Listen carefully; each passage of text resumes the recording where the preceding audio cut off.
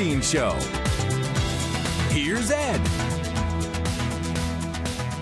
Hey, I'm with Zach Conine, who is our Nevada State Treasurer. And Zach, last time we spoke, I was just so impressed with how well our state, how well Nevada is doing in the investment world. Yes. It's like we've broken every possible record of any past state treasurer or any past budget that we've ever had in taking our investments and maximizing them. Are we still doing well? We're doing even better. And actually, last time we talked about how we were doing better than any other state treasurer. The fun record we have now is we have now done better than every other state treasurer. So if you take the 23rd state treasurer of the great state of Nevada, if you take the other 22, you stack them on top of each other from investment returns, we have now doubled that number. We are almost at $1 billion since I took office in investment returns. And what exactly is the job as state treasurer? So the state treasurer is the state's chief investment officer. Our focus is on creating opportunity for Nevadans. Sometimes that means protecting opportunity that already exists. Sometimes that means finding new ways to give back. Sometimes for us that's meant more than $300 million return in unclaimed property, really leaning in to things like affordable housing and just making sure that we're running the best office we can possibly run. Because when you run an executive branch office well, when you have experience doing that, it can help every other part of the government. But a big part of it is, hey, choosing investments, right? And where to put the state's money so it's safe, it's secure, and you have a decent return. Look, on a personal level, I make a lot of mistakes in my investments. How do you consistently get good returns? Well, we are in the Warren Buffett School of Investing, right? So the first rule of making money for the state is to not lose money for the state. The second rule of making money is to not lose money for the state. The third rule is we've got to be ready to pay our bills, right? Because Nevada, especially right now with what's happening at the federal level, we have a lot of moving parts, right? There are a lot of bills where we think money is going to come in from the federal government and it doesn't. So we've got to make sure we're prepared there. The fourth piece, the choosing of investments, I have put together an amazing team. And what we look for is opportunities where the risk is really, really low and the return is a little bit better than we should be getting paid for at that risk. We look for those opportunities. The neat thing is, Ed, when I took office, we had about $2.6 billion under management. Today we have $10 billion under management. 10. And so we have 4 times in 4 years. Is that how long it's been? Yeah, and I had a lot of help, right? Taxpayers are a big piece of that money. Yeah. That's where that came from. But because that number is so big now, we are able to play in investment places that we've never been able to play before. People reach out to us with ideas all the time, and it's great. So how does that connect with the budget? You know, you have all this additional investment funds that you got. I mean, I assume the legislature, the governor, everybody's trying to zap out some of that money and pay for something else. That's right. And that's okay, right? So the point of investment returns is they allow the state to provide more services without having to increase taxes in other ways, right? This is a way for the state to get money that doesn't come directly out of anyone's pocket. And we think that's pretty important, especially now as prices are rising. And so what the legislature and the governor can do is they take what our projections are for investment returns and they invest them. You know, last year, the governor was able to put more money along with the legislature into education that's ever been done before. A big chunk of that money was our investment returns. This year, we're looking at investments in affordable housing, right? Trying to make sure that every Nevadan has a place to live. A big chunk of that money is going to be investment returns. And we have, since I've taken office, we've had 3 credit rating upgrades, right? Because the state's fiscal management is so strong. Those credit rating upgrades lead to our ability to borrow more. The amount that we're able to borrow going up means that we are able to help more people more quickly. You've done an amazing job. Thank you. An amazing job. I want to ask you a little bit about your current job, because I know that you have some interest in running for Attorney General. Yes, sir. We'll get to that in a minute. Okay. But I just want our viewers to really understand, you know, what it is you've accomplished so far. You talked about unclaimed property. Now, what I know about unclaimed property is, like, once a year in a newspaper, there's, like, my newspaper is about 6 times heavier with these pages of names and people and unclaimed. You're laughing, right? That's right. An antiquated way to do it. It is. Yeah. And so what unclaimed property is really broadly, is that every day money gets lost along the way. Maybe you send me a check, I'm a vendor of yours for this show, and you send me a check and I never cash it, right? Yeah, by the way, we don't pay for. All right, fine. Maybe someone sent you a check and you don't cash it. Yeah. And what ends up happening is eventually that money gets turned over to us. Sometimes that money comes from vendor checks, sometimes it's refund checks, sometimes it's paychecks, right? Somebody leaves a job, maybe they leave on bad circumstances, they don't get their last check. Is there a time parameter in that? I mean, when does a check get turned over to the state? Usually after about a year from when they can't find the person, right? Okay. So let's say you had a deposit at an apartment and you moved from one apartment to another. They sent that deposit back to you, but it got returned because you didn't live at the apartment anymore, right? Yeah. That money gets turned over to us. Every year, about $75 million gets turned over to the state of Nevada for safekeeping. And we have about $1 billion of other people's money, right, that we are trying to return.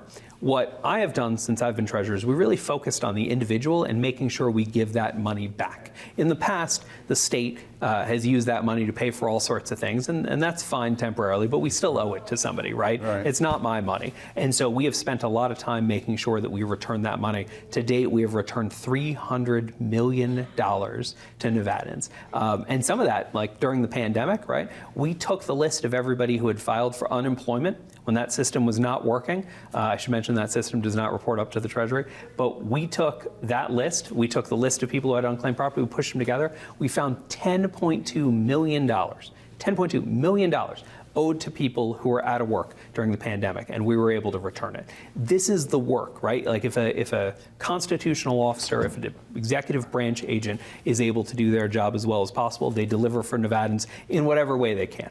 That's great, because I assumed that in the past all they did was put a notice in a newspaper and kind of put the burden on an individual. Yeah, there was a website, right? But you actually went out of your way being proactive, trying to find Nevadans who are owed money from these checks. Yeah, because it's not my money, right? Yeah. And I think it's incredibly important. The government needs money to pay for services, and the government does some really important work. But when the money's not ours, it's important for us to give it back, because Nevada families, especially right now, are hurting, right? They're hurting because of tariffs, they're hurting because of inflation, they're hurting because of a lot of reasons, and if we can make that better by doing better work in the Treasury or anywhere else, we should do it.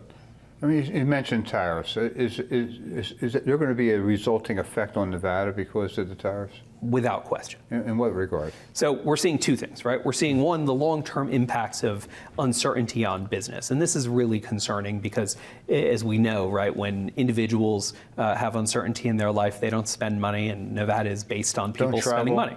They don't travel, they don't expand a business. When businesses don't know what they're going to have to pay for goods in the future, they make different choices. They don't expand, they don't hire people. Additionally, we're starting to see that some of those fights are spilling over into our tourism industry pretty aggressively, right? Largest source of visitors to Nevada, Canada, Mexico, the United Kingdom, all of those are in some version of a war on the economic front with the United States right now. We're saying we're going to make Canada into a country. We're saying that everyone in Mexico is bringing fentanyl in. Some are, and we need to stop it, but they all aren't. Right. And because of that, we're starting to see that economically. When the rest of the country gets a cold, right, the old joke is that Nevada gets a flu because of how dependent we are on consumption, on the tourism economy, and it's happening right now. And unlike the pandemic, this one's completely man-made. Are we able to measure like how many, the percentage of tourists from Canada that we've lost? Yeah, and so the Las Vegas Convention and Visitors Authority, Steve Hill and Ed Finger and the rest of the team over there, they are geniuses at this stuff, and they have shown that forward bookings, right, basically like if you are today in May looking at the number of people who are planning to come here in November versus say last May and last November, we can see declines in that tourism, and it's pretty significant. And this summer from Europe, I mean, I assume we're a big tourist destination for Europeans in the summer? For sure. And anything that puts the United States in conflict with other countries, that increases trade barriers, that makes it basically harder to live in a connected society, outside of the fact that we're just, poking our thumb into the international community's eye, right? But just from an economic perspective, here we're seeing massive impacts. Other countries have this VAT tax, valued added tax. Yep. I know I just came back from a trip out of the country and I was paying 18% was the rate there. How is that different than a tariff? Well, a tariff is charged on the good as it comes into play, and then that cost is passed on, right? And so that cost gets passed on to the end user of the product, whether or not that end user is, in your case, visiting the country temporarily, or if it's someone who's in the country who would then be able to see the benefit of those goods and services, right? What we're really seeing is a redistribution. When those tariffs are collected to the extent that they are collected, what's happening is that business is passing them on to the end user. Nevada has a very regressive tax structure currently, right? We have the highest sales tax in the country here in Clark County. An regressive sales tax means that when you are buying things to survive, you are paying a larger percentage of your income on taxes, right? And so when we look at increasing tariffs, that's just one more tax on people who can afford it the least. But by the same token, we don't have a state income tax. No, that's right. That's not going to change, is it? That is not going to change. Nevadans have been very clear that they don't want a state income tax. And frankly, a state income tax is not the solution to our current problems. The solution to our current problems, if I could be blunt, is a president who doesn't seem absolutely hell-bent on destroying the economy. Yeah, so we'll see. We'll see how this all plays out. I mean, because what started out was, huge tariffs are now, being reduced, and there's deals being made. So we don't know how it's going to come out. And I think from our perspective, whatever the outcome is, the journey also matters, right? Yeah. So businesses are making choices to borrow money and expand and hire people right now. Businesses are making choices to move into new markets, to open up another restaurant, to do all those things right now. Whether or not the end game works, I think we're going to have to find out. But in the short term, the damage caused by that uncertainty is tremendous, and we're seeing it. We see it in the state's revenue projections. We see it in visitation projections. Zach, you've done such an amazing job as state treasurer. Why are you interested in running for attorney general? Well, I think we've just talked about it a little bit. For the last 6 years, I've been about creating opportunity, finding ways to use the state treasury to put more money in Nevadans' pockets, to make sure that they have more chances to go to college, to make sure that they can live in a house that they can afford, to live a better life, right, to create generational wealth. It is very clear right now that the work of the next 8 years is in protecting that opportunity from people who don't want to play fair, protecting that opportunity from businesses who want to take advantage of Nevadans, protecting that opportunity from a federal government that is overreaching, and in that overreach is causing damage to the state that you and I both love.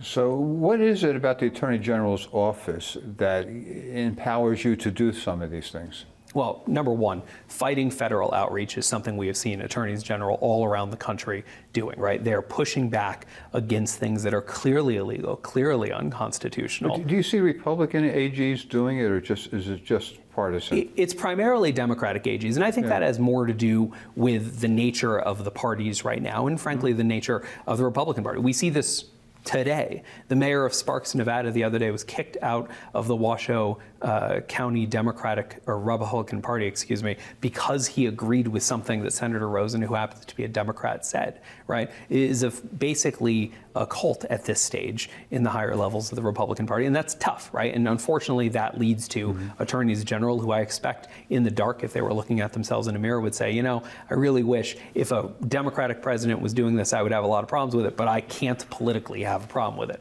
So sometimes that means that Democratic AGs will stand alone, and that is okay because the work they are doing is protecting everyone, right? When they are able to push back and say that the president is overreaching his authority on tariffs, that helps every state. When they're able to push back and say that what we're doing is unconstitutional with regard to individuals who are here legally, that helps every state, right? When they're able to push back, it helps everyone. And so sometimes that means the fight is taken by Democrats, sometimes it's taken by Republicans, but it is necessary right now.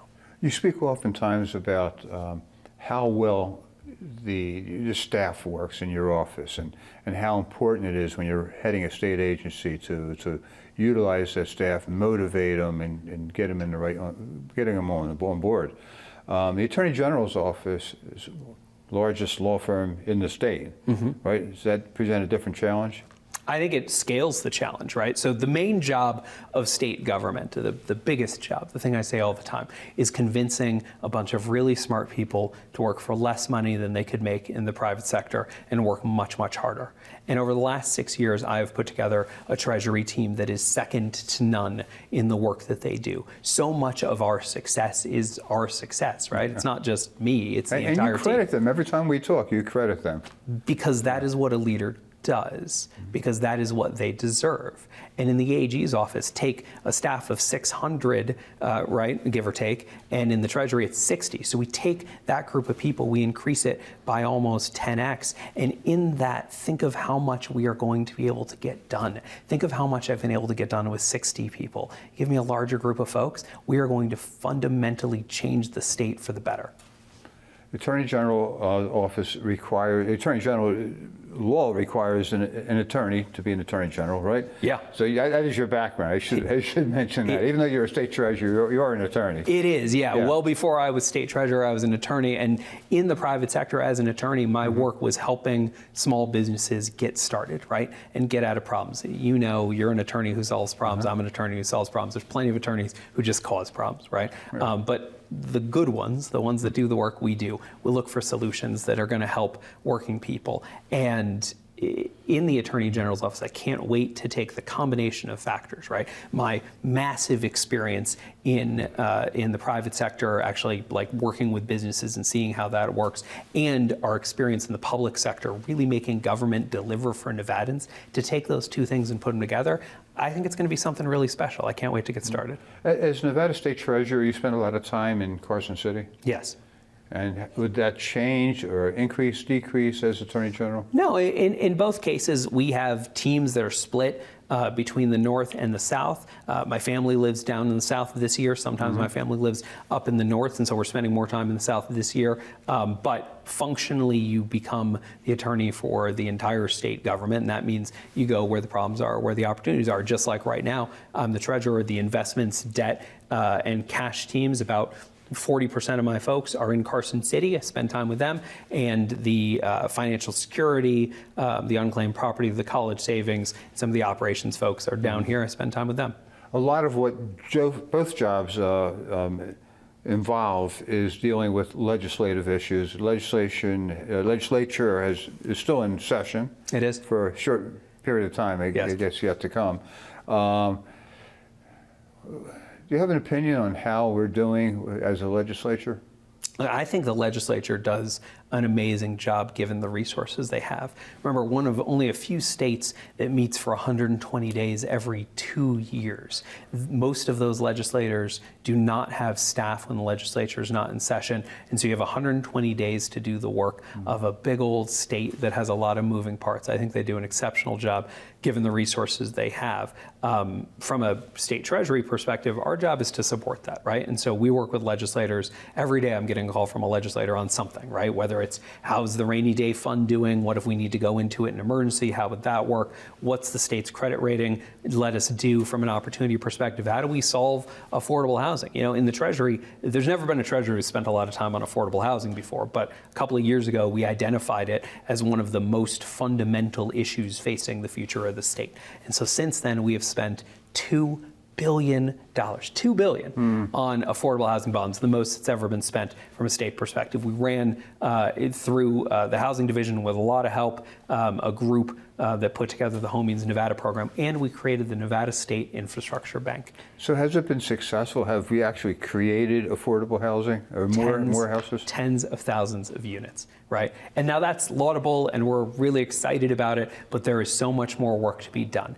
In Nevada, if someone is housing insecure, they are economically insecure. And when Nevadans writ large are economically insecure, the state is economically insecure. I was having a conversation yesterday with our mayor in Las Vegas who told me that he needs another 60,000 affordable homes in Las Vegas alone. Yeah, and it's about 110,000 statewide. I should make mention for the record that Mayor Berkeley is doing such a great job. It is so exciting to see her in a role where she is thriving so greatly, and she's been a wonderful partner. But we are building together the State Infrastructure Bank, which I run, and the City of Las Vegas is converting something right now called Desert Pines, working through the process, and government is long, but Desert Pines, remember that golf course? that's going to be, when it's done, 1,800 or more units of affordable and market rate apartment. It would be the largest affordable housing complex in the history of the state. And I'm proud that we were able to go out and find the developer who would do the work in the way that we needed it done, figure out a way to finance the project in combination with the partners from the city of Las Vegas, and then go get the money so that we were able to get more than $400 million of other people's money, not Nevadans' money, but other invested money, to come into our town to build housing. When you talk about affordable housing, what is an affordable house today? Okay, so when we talk affordable housing, we generally mean big A affordable, right? Capital A affordable, which is income restricted. So that means that the person living there generally is making less than 60% of area median income, which is a moving target based on where you live, how many people are in your household, et cetera, right? But somebody with a teacher, right, could live in that place. But when we look at 100% of area median income, which of course takes into account incomes that are much, much larger and incomes that are much, much smaller, you end up with a unit that is not considered affordable. In affordable housing, what the government does is we help with the cost of that project, sometimes with financing, sometimes with direct grants, and in exchange for that, the owner of that project, right, who has to pay less for it, agrees to charge a certain amount of rent based on area median income and percentages for a period of time. Does it help if we get some federal land released and use that for affordable? And is there a process to do that? So yes, it does help. Yes, there is a process, but if you ever want to hear a government agency call another government agency bureaucratic, just ask them what they feel about the Bureau of Land Management. The governor has been working on that, as has the federal delegation, for quite some time, so we think that process is going to speed up. It's important to remember, though, in affordable housing, there is no silver bullet. Right? Getting additional land will help, because land is a big piece of the cost. Reducing tariffs that are increasing the cost of building homes right now will help. Helping make sure that we have a labor pool, working with our friends in organized labor to make sure that we have the tradespeople available to do this work will help. Finding creative ways to finance projects like the Affordable Infrastructure Bank, like the State Infrastructure Bank, that will help. But there is no silver bullet for housing. The only solution to not having enough housing is building more housing. But at the same time, Zach, you drive around town, southern Nevada, you see nothing but cranes, construction, Great. cones, right? I mean, Yes. things seem to be going well. Well, I think we are two things, right? One, as you know, this town has grown, Southern Nevada has grown exponentially over the past 30 years, and our infrastructure has not caught up, right? So a lot of this is work that really should have been done 20 years ago, and it's being done right now. But every time I see a crane or a traffic cone, I think about a job, I think about a family that has food on the table because that work is being done, and hopefully a commute later on down the road that has fewer bumps and less traffic cones. Soon. I'm hearing it soon. Soon. That is a big, we're big on soon in government, but some of it we are doing right now because it is essential to be done right now. What would be your priorities in the Attorney General's office? So number one, I need to make sure I keep delivering for Nevadans, right? When I first took the job in the Treasury, the deal I made with my wife and my loved ones was, look, I'm going to do this work, and I'm going to do this work as long as it feels like we're making a difference. If it feels like we're doing well, I'll run for re-election. I did. I won. If it feels like we're doing well, we will find another job like Attorney General where we think we can do even better, right? So I got to keep delivering for Nevadans. I got to make sure that Nevadans are protected from bad businesses that are trying to take advantage of them, from unscrupulous people who are trying to take advantage of the elderly. I've got to make sure that the domestic violence situation, which continues to get worse, has all the resources it needs, right? Like step one, you got to keep delivering for Nevadans. Step two, we want to level the playing field a little bit, right? It has become really, really hard for some types of good businesses to get ahead here in Nevada. You hear a lot about bad landlords, but what about the good landlords? The only way that we protect businesses that are doing the right thing, just like I did as a private sector attorney, there I tried to make sure they had the tools they needed. Here, we will have the tools to go after the folks who aren't playing by the rules. And the third thing we talked about a little bit, but we have to deal with federal overreach. We have to make sure that people who have never been in the state of Nevada aren't telling us how to live our lives. Has Nevada recovered post-COVID? You know, it seems to me, I drive downtown. It's not crowded. It's not busy like it used to be. People seem to have worked remotely, moved out to different areas. How do you see that? Well, I think economically, right? I look at macro factors. I look sales tax revenue, gaming revenues, et cetera, all of those have recovered. I think some of what we're seeing is a shift, right? And we're seeing this around the country. Urban cores out to suburbia because it became more important to have public spaces that were yours, right? It became more important to have a backyard perhaps than being right down the street from a park. We've also seen that frankly, those areas, I think about the Arts District a lot. What has happened in the Arts District over the past 2 years has been massive growth, and it started with the city, right, trying to push a little bit down there. But what really started was a bunch of entrepreneurs who were willing to go take a shot in a part of town that had been abandoned for all intents and purposes for a long time, and now we just see that continuing to grow. As Attorney General, one of the things that's really important to me is that those businesses have a fair go of it, right? That they're not taken advantage of, that they're able to go and be entrepreneurial, and let whether or not they succeed or fail be a combination of how good their idea is and their own merits. Let it not come down to someone else trying to take advantage of them. Do you see this spirit in the northern part of the state as well? Oh, I sure do. And the neatest thing about being treasurer is I get to spend, and the neatest thing about kicking off another campaign for Attorney General is I get to go back and see all my friends. Right? I was in West Wendover, which is on the northeast side of the state. I don't know if you've ever been there, but it's in a different time zone. Yeah. And it has the third waving cowboy guy, right? So we've got Vegas Vic downtown. Right. We got River Rick in Laughlin, where my first place that I lived when I was here. And out in West Wendover, we got Wendover Will. Looks exactly the same. It's a little bit newer, from the 90s. So that town was founded in the 90s, right? It's got about 6,000 permanent residents, and it's got a couple of casinos. It's about an hour and a half from Salt Lake City. So you get a fair amount of visitation on the weekends. Up to 20,000 people. Since that town was incorporated, it has not had a fire station. Hasn't had a fire station. So they do fire and rescue out of other places. It's kind of a volunteer thing. Kind of a volunteer thing. Yeah. They've got a great chief and a couple of dedicated staff, but they haven't had a place to call their own. They haven't had a place to keep the equipment, and it's not great, right? When you're out there, it can be trouble. They do their best, but they did not have the facility. We were able to figure out the funding along with USDA and a number of others. And so a couple of weeks ago, we cut the ribbon on the first fire station in West Wendover since that town was formed. So now those 6,000 people, when they call because they've got a structure fire, or they call because they need an EMT, they know that they are going to get the help they need quickly. Right? The neatest thing about running for office, the neatest thing about going all around the state is because I get to go see all of these people we've been able to help and talk to them and figure out how I can help them again. Well, you have amazing energy and amazing success as a treasurer, and take it forward. Yes, sir. Keep up this great energy. Do the same kind of job you're doing in your next job, and good luck to you. Zach Conine, thank you. Thank you so much, Ed. Appreciate you.